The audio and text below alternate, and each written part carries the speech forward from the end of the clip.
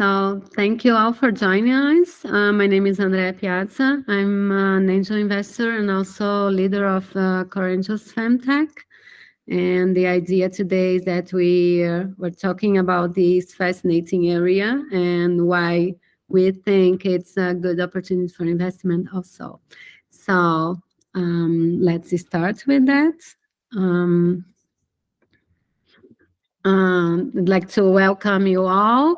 The idea for today is just go through briefly through a couple of topics about fintech, what defines it, how you see it as investment opportunity, how important is angel investing in this area, a little bit about investing with core angels, and then open for a Q&A debate, so we can share our points of views on this area and answer any questions and doubts that you may have. So starting with that, why fintech, right? And what it means. Fintech, for the ones who are not familiarized with the topic, is the use of technology to improve healthcare for women. That's what defines this term. And it was a term that was defined by the founder of Clue years ago. Clue is a period tracking app that was created by a person in Berlin, a woman in Berlin, like 7 or 10 to 10 years ago.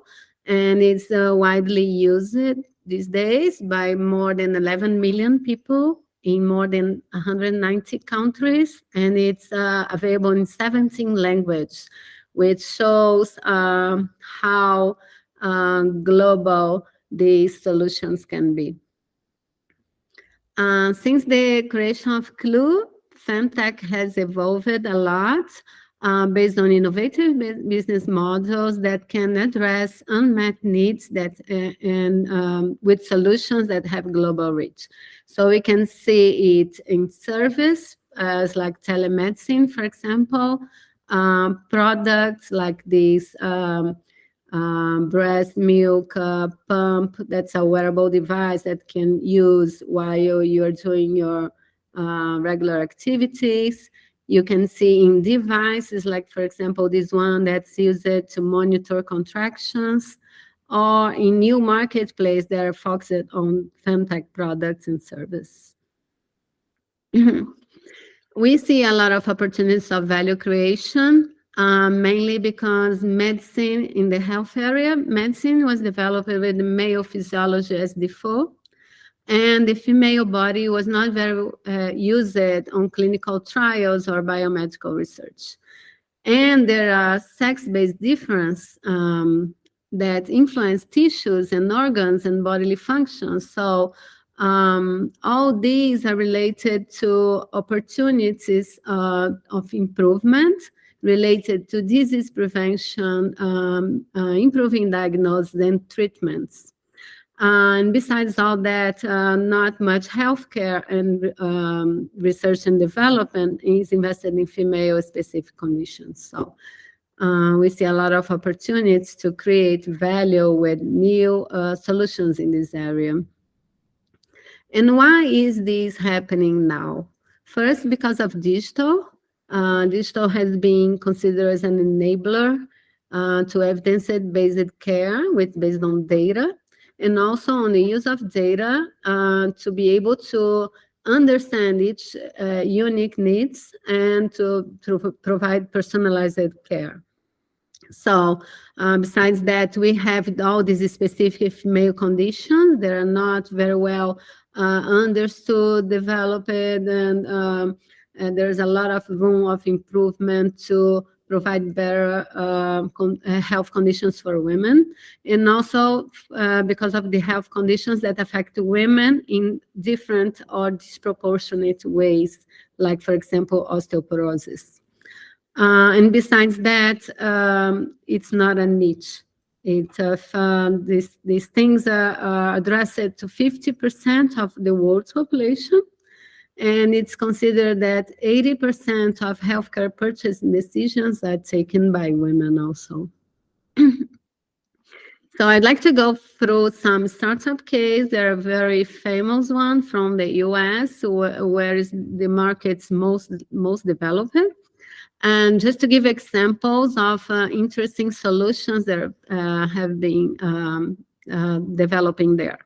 So the first one is Maven, which very famous. I don't know if any one of you know of it, but it's a telemedicine platform that started focusing on women and family needs and evolved, providing a new standard of care for families. They use digital for care delivery because it's like mostly an online platform to better understand the needs of their patients and the families they attend, and also to provide the service with lower costs. And with that, they are expanding to new geographies, cultures, and backgrounds. Another interesting example is a startup called Future Family, which is in the intersection of fintech and fertility. So Future Family is a platform that matches providers with fertility patients. But more than that, they help people to finance and pay for this treatment. So instead of using your savings or getting to loans, they give credit for the people to be able to do the treatment, and they finance the whole thing. In the wellness area, there is this platform called Clio, which they are basically a digital platform for caregivers on one side, which are like health experts and specialists, and on the other side, working families. So from family planning through helping saving for kids' education until caring for seniors. They cover the whole spectrum of needs, and especially if you think that women in general take responsibility for all these things through life, it's a huge help they are providing on being a one-stop shop for this type of solution. So they can do it in a personalized way. They are available 24/7, and they can put also people, besides the service they provide, they also create communities. They provide group sessions and workshops. And finally, one other femtech, I would say that's interesting, although it's not health related. But if you consider all the female needs, this EdTech is very interesting because they are focusing on reskilling women for future of workforce. So they are mostly providing courses and programs in data science, UI, UX, digital marketing, and fintech, so these women can find ways to develop new skills, also soft skills, mentoring, and then career service. So I'm talking about EdTech here, and I'll explain later, because we see femtech as more than only health. There's a whole new area of services, products, devices that can address women's needs.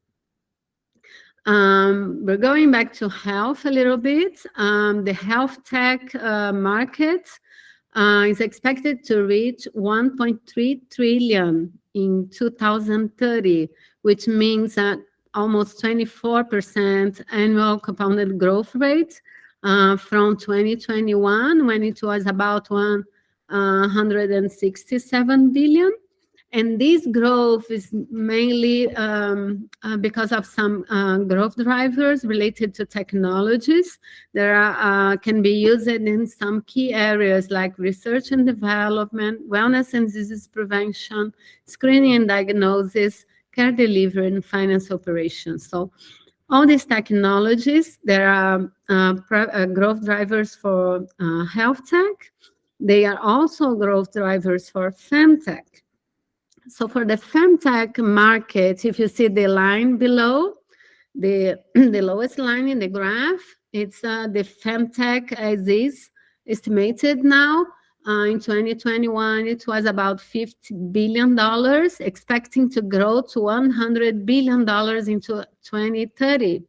But if you take into account the growth drivers that health tech are experiencing and the growth that's expected in this area, we can even estimate that the femtech can grow as much as 4 times this and reach around 400 billion by 2030.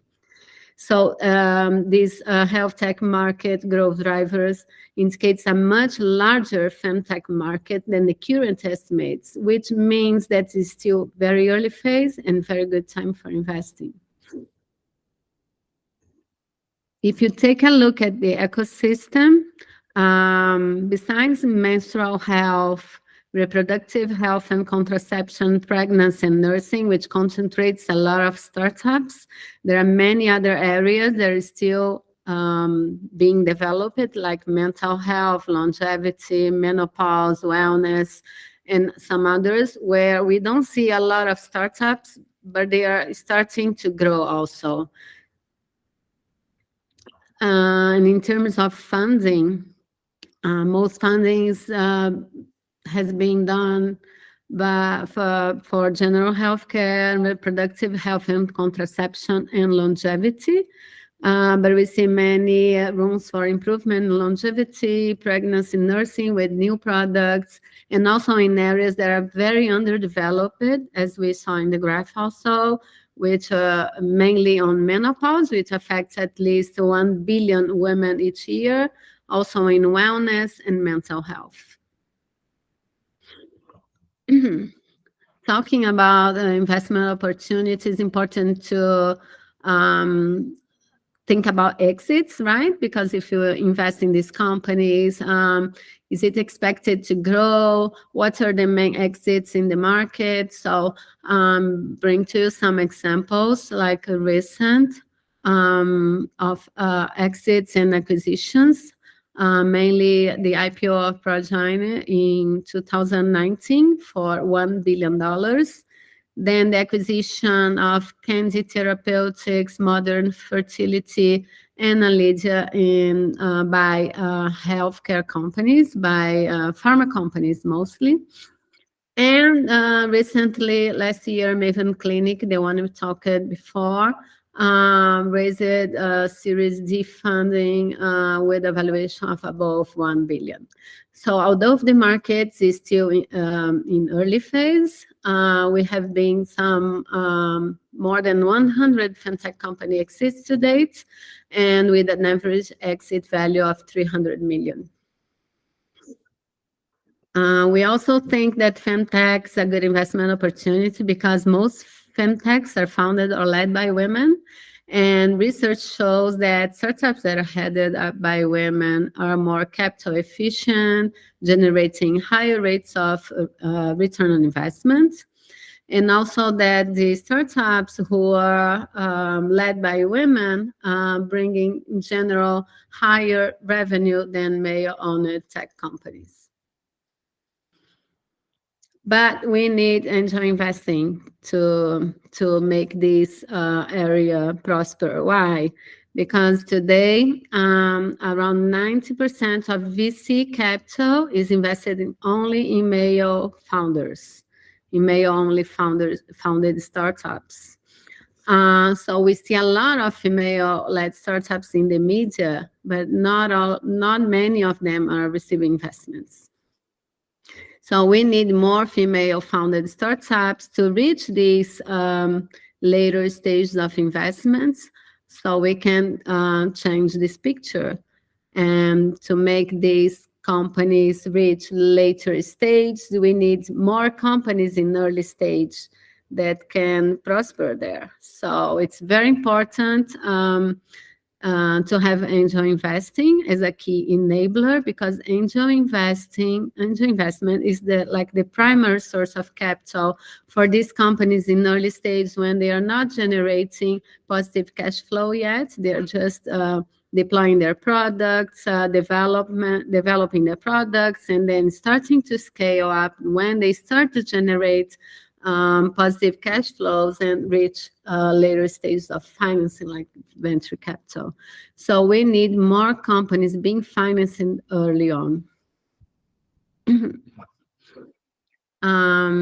We also think it's important as when we invest in these companies, it's like we should think how that we are investing with impact and how we can help reduce the gender gap, because as it is today, it would take more than 130 years to reduce the gender gap. And the same way FinTech help at advanced financial inclusion, maybe FemTech can also help to reduce to increase gender inclusion. And it can be done because we using digital solutions and better products and services, we can reach underdeveloped regions. We can facilitate access to these products, and we can deliver innovative and product service to people who are outside the market. So we at COREangels believe that innovation can be a driver for a more equitable world. So investing in solutions that are based on technology to address women's needs, and finding the solutions where that can support women to have healthier lives and to be able to develop their careers and to have better lives in the future. We will also think that it's important to invest in companies that are led or founded by women, and give these women more opportunities to be entrepreneurs and to become successful C-level executives. And we also would like to have more female investors. So addressing these three areas, we think we can help a little bit the world to be more equitable. So what we look for in COREangels Femtech Plus is to invest in innovative solutions that are focused on female market, not only health, but also in different types of solutions related to nutrition, education, family planning, career development, that use digital solutions like marketplace platforms or new device size, and connecting these points. We think we can find interesting solutions. And we are looking for companies that are very early stage, that have women leaders, and mainly on Europe geographic focus to start on. At COREangels, I would like to talk a little bit about our model. We have a community of angel groups, and these angel groups, they're organized, they're formed by people, by investors who join them, and they invest as a collective. So all investment decisions are based on votes. We only invest on the companies where the majority of investors want to invest. And by acting this way, we construct a portfolio of companies where every investor has a percentage of a portfolio, not only on another company. So by doing that, people are able to reduce the risk of their investments.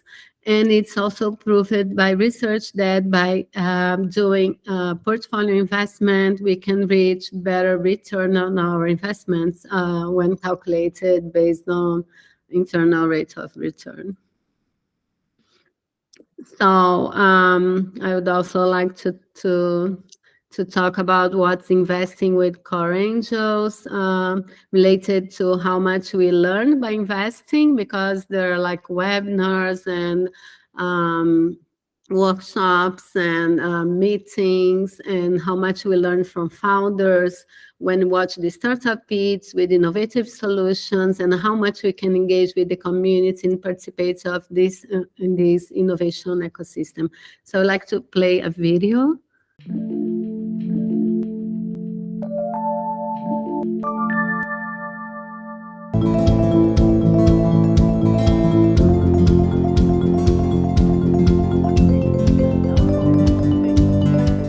Are not always present with all newer of your market industry, and understand what kind of milestones of your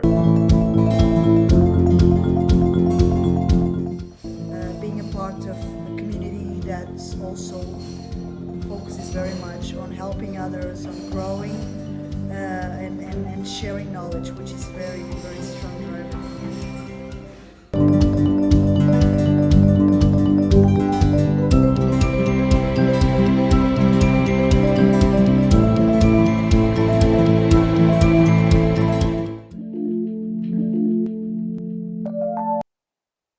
So with that said, we have our investment committee in a few days. I would like to invite you, if you're interested in investing with us, to register there or to reach to me before that, so I can explain and a little bit more about what we are envisioning for constructing this portfolio in this group of angels. And with that said, I'd like to open to Q&A and listen a little bit about your impressions and what you think about the segment, and for any questions.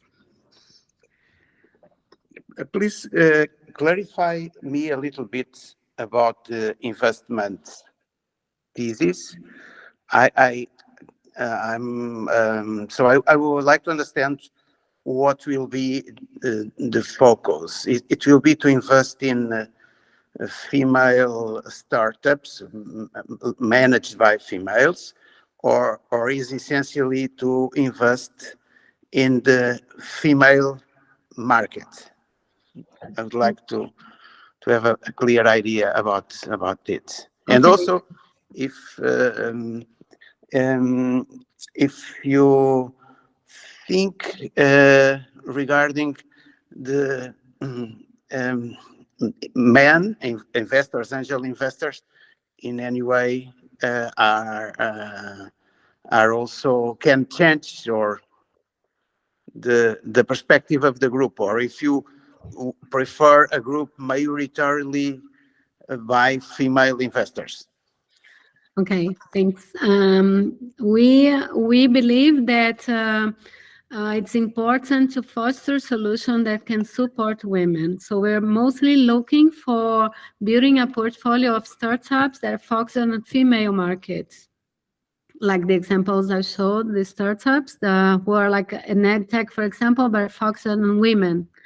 And what happens is that these startups generally, as they understand the problem, they are almost always or co-founded or co-led by women. So it's natural that we will be investing also in women-led startups by doing this approach. But we would like to have the solution focused on female markets, to have at least with one woman as C-level, as a leader or co-leader of the startup. And we are not focusing on having only female investors. All investors are welcome. We actually would like to form a very diverse group of investors. And we think it's very important to have men investing in this group also. Although we don't want it to be the typical type of angel investing group that are more 80 or 90% men, because we need women here to be able to understand the real problem and the solutions that are being provided by these startups. So I think it's very important to have a very balanced type of angels not only in terms of gender, but also in terms of experience and knowledge and all these things. Okay. Can I make a second question? Sure. Well, and regarding the targeting startups, are you thinking in a particular region, or how are you thinking in having the deal flow? Mm-hmm. For the startups, as it's a segment that is very new, we are thinking about looking for startups with Europe geographic focus. So looking for startups across Europe, although sometimes can be a startup from outside Europe also, but it's not all main focus for the deal flow. And for the deal flow, we are connecting with accelerators, think tanks, universities, venture capitals, other angel groups, so to help us to have a good deal flow. But as there are not many people investing in this area, the deal flow is not exactly a problem. So many startups are contacting us with very interesting solutions at this point. Thank you. Thank you. Miss Michaela? Yes, hi, Michaela Berglund in Sweden. I love the presentation you had. It was really intriguing. If it's noisy next to me, I have got a 4-month baby that might disturb. But I was intrigued in, you said you were investing in the pre-seed and the seed stage of companies. What like demands would you have to invest in a company? Do you want them to have a product ready? Do you want them to have multiple founders? Like, what would be the values of the investments from what you've seen so far? Okay, it's pre-seed and seed. What happens is that depending on the type of startup, some of them are not selling products yet, because especially in the health segment, they need the patent and the regulator approval many times. Depending on the type of product, if it's something that's not related to diagnosing a disease or something like this, so the approval is shorter, is easier. But sometimes this regulation takes a long time, so depending on the startups, we may invest in before they're making the sales, although if it's not the preferable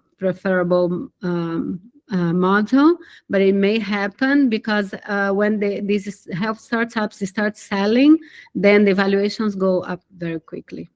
So it depends on the startup, but the idea is to make a portfolio, have a portfolio of startups that can balance this risk of investing in something that's pre-sale and something that's already selling and getting traction. And is it across Europe, the deal flow of companies that you look at, or is it in a specific country? And now we are looking for companies in several countries in Europe. We had in our past investment committee, we had a company from France, one from Israel, and one from Italy. So, and the Israel, although it's outside Europe, sounded very interesting. So depending on the startup, we may even have startups from outside Europe, but our main focus for the scouting startups is in Europe. And a final, sorry. Please. Yes, and from a valuation perspective, from pre-seed, where do you see, what's the spectrum of the valuation, would you say? Yeah, it depends a lot on the type of company. We don't have like a specific number as a cut. So what happens is that if you see that the value of the company is fair, and we see it with a very strong perspective for growth, then maybe it will be good even to have a lower participation in a startup that's valued above 5 million, for example. Ideally, it should be around 2 to 3 million, but it can be even larger, like a higher valuation, if you see the product as really something that can make a huge impact and have a very global reach. And you, how in percentage, how much do you prefer to take as a stake? Yeah, we don't have like a target, we always will invest this amount of money to have 2%, 5%, 10%. We don't practice this model. It depends on negotiation, and we are not expecting to be the lead investor also. So probably we'll follow other angel groups in leading rounds. Thank you so much. Yeah, interesting. Mm-hmm. Thanks for the questions. Do you have a baby? Yeah, Have a startup also? No. Pardon? Do you invest in this segment? All right, or no? I have actually just started. I've done a first investment this month, actually, in a company within the insurance sector. But I'm learning.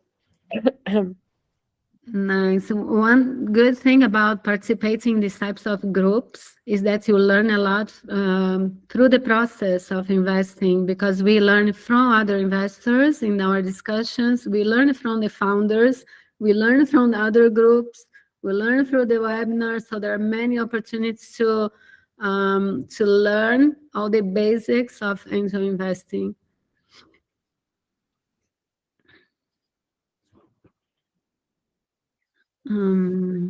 Maybe. Sorry, I was saying that maybe I don't know if it is clear, completely clear, the investing model that we are not like a syndicate, so everyone invests together in the same portfolio. So it's like a long-term, a medium long-term commitment with the group of people that all together decide to invest in a portfolio. Andrea, could you clarify us a little bit of what's the idea? How many startups have you thought on that? All together to invest in how many startups? Do you have that idea, more or less? Sure. The idea would be to invest in between 20 to 25 startups, so we can diversify the portfolio on the maturity of investments, because some of them will be like pre-sales, other a little bit more mature. Also on the segments, like not only health, but also other areas related to the female unmet needs. And by doing that, we'll could have like an interesting portfolio of startups that's also that's diversified somehow. And we all also on our models, we help these startups a lot with what we call smart money, which not only putting the money and following the growth, but also helping these startups somehow to get to the through their milestones and to later rounds. So as a group, we watch the pitch, we talk to founders, but then we try to give them some mentoring or helping with whatever needs they may have through their journey. Andrea, don't know if I answered well. There are 2 questions in the chat. Oh, okay. I didn't see. Which startup was from Italy?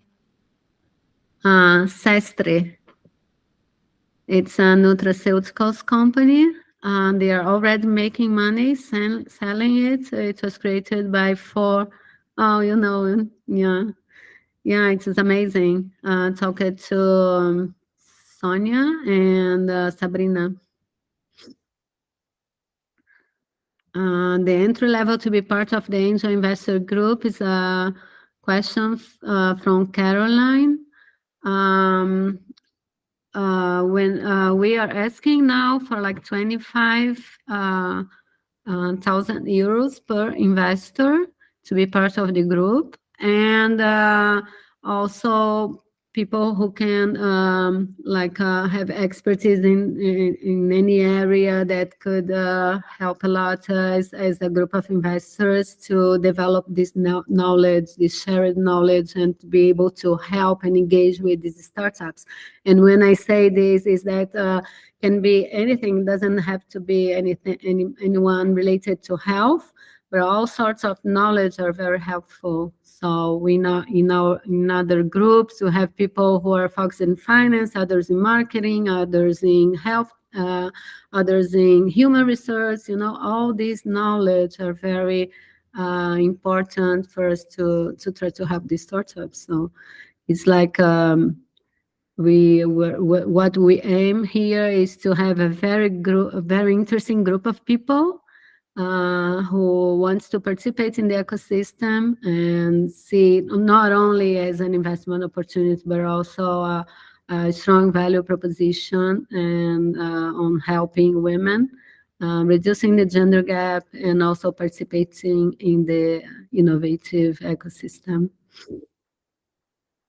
Don't know if I answered, Caroline.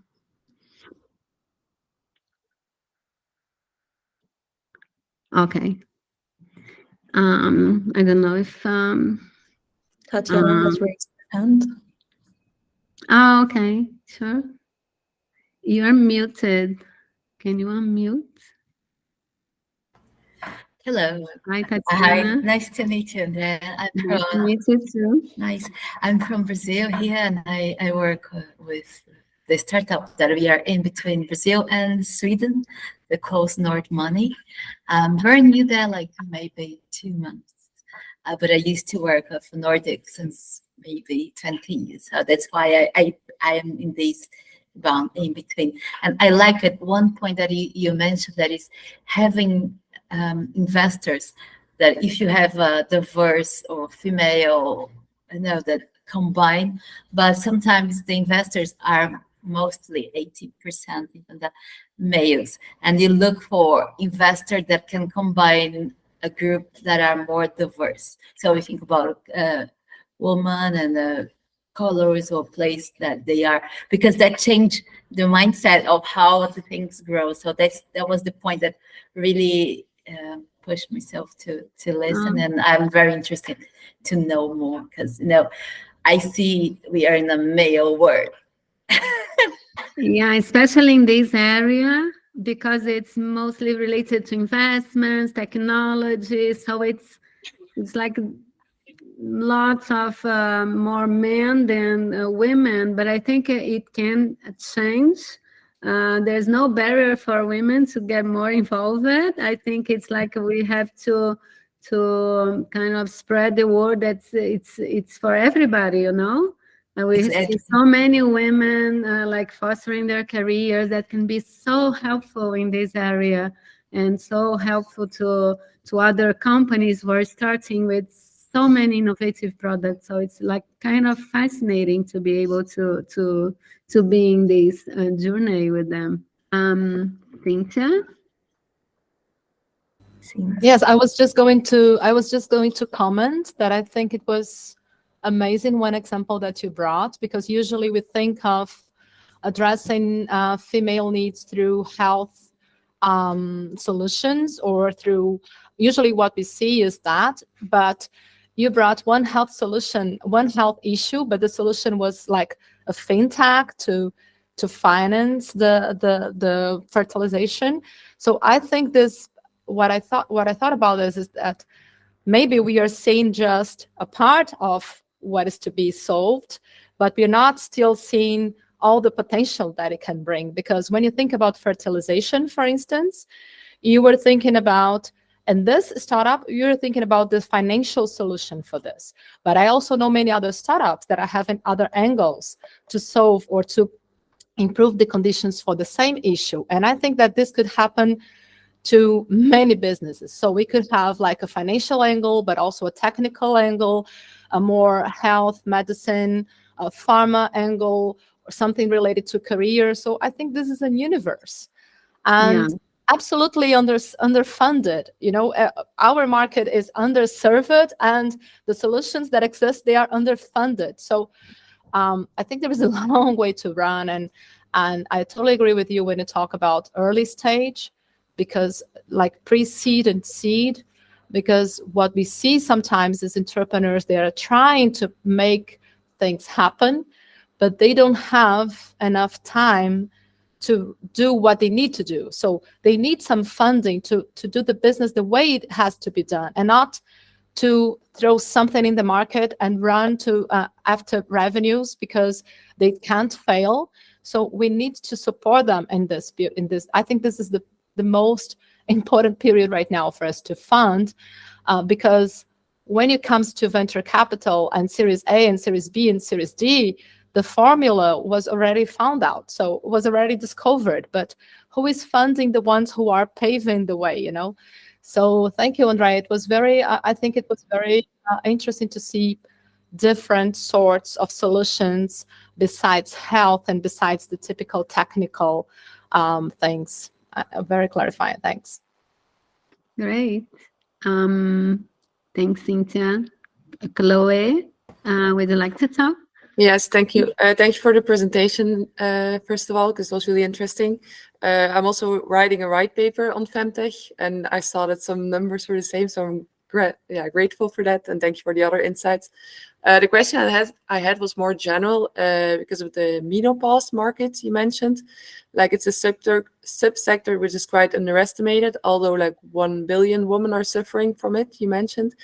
And I was wondering, like, how do you think startups could contribute to this solution? Because, of course, I haven't experienced it yet, but I would say that's more like a mental issue. And I was thinking, like, how do you think startups could help a solution for this issue for women? It's mental, but it's always a lot of products that can be developed. That's not only hormone therapy.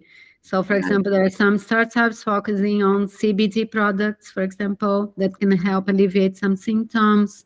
You can also do types of, as you mentioned, in mental health, there's a lot that can be done also through mindfulness or other types of things.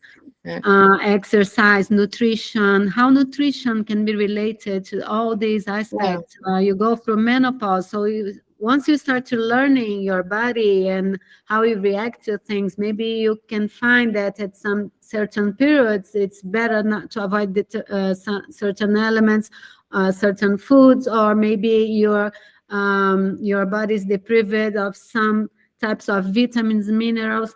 We don't know anything. We know nothing about how hormones are affecting our bodies from the beginning to the end. So what types of foods, depending on your body, should be doing, what types of exercise or nutrition side, there's so many aspects that can can intersect and be correlated to that. I think it's still very incipient, the area is like not many startups yet, and also the ones who are there, not much funding. So I think there's a lot of room for growing this area. Too many people suffering from symptoms.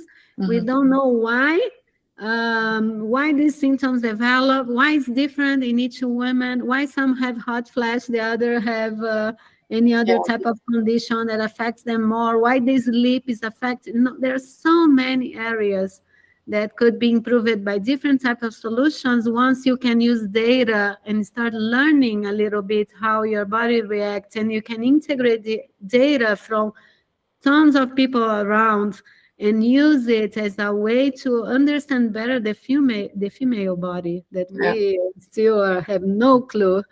I would pay for it. I would pay for something like that, definitely. I think there are many models. Could be like something through subscription. You could have discount. It's so many things that you can figure out on how to address these needs. that Yeah, we maybe this issue is also becoming bigger because of the mostly male investors who are not aware of these issues or cannot experience them. Yeah, that's why I think it's very important for us to have women investors also, Yeah. because we are more aware of the problem and we see the potential, because we know how it affects us. We are used to say, okay, it's just like a hot flash, or it's just like a period pain. So just take the ibuprofen and go with your life and work and do whatever. But it affects a lot your productivity, So there are so many aspects you don't understand. You just used to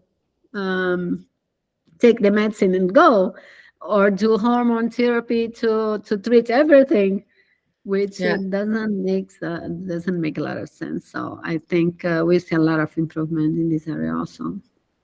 Okay, thank you for a clear answer. Thank you for the question.